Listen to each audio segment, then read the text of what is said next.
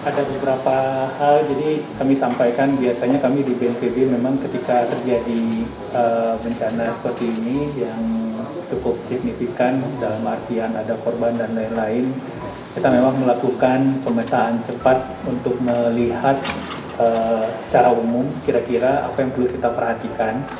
Karena biasanya kalau kita melihat dari darat dan ketika kita melihat dari udara itu agak berbeda. Kita bisa tahu agak jauh ke hulu yang biasanya agak susah untuk kita telusuri dari darat, meskipun bisa. Tetapi kalau dari atas biasanya kita bisa melihat secara sistemik apa kira-kira yang perlu kita benahi.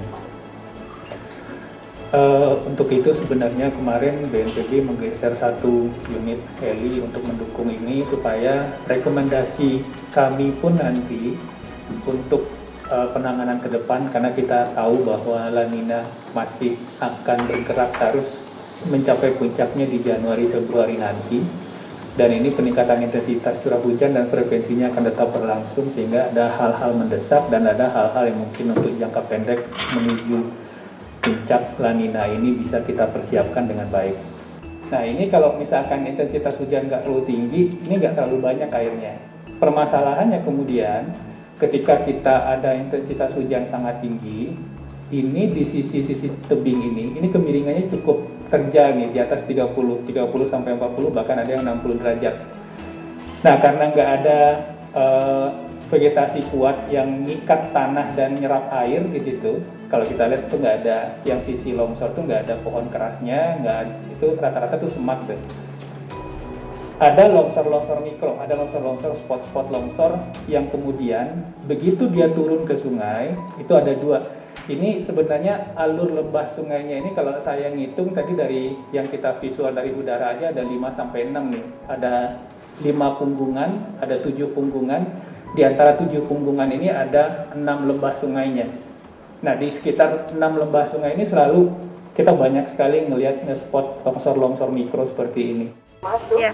Terima kasih Bapak, saya sama Pak Sekda tadi difasilitasi untuk melihat dari udara kondisi situasi existing yang ada di hulu Sungai Berantas ini, yang ternyata memang bukan hanya karena situasi kondisi yang dibuat oleh manusia, tetapi juga ada hal-hal alam yang memang mungkin kita perlu perhatian, yaitu banyaknya tanah-tanah longsor yang ada di tebing-tebing yang di di kaki Gunung Arjuna.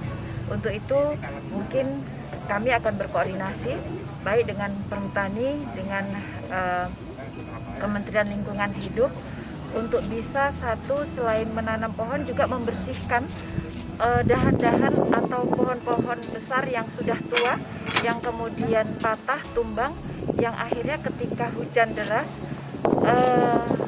menutupi jalannya air yang dari atas, sehingga ini perlu gerak cepat, perhatian, dan bekerja bersama.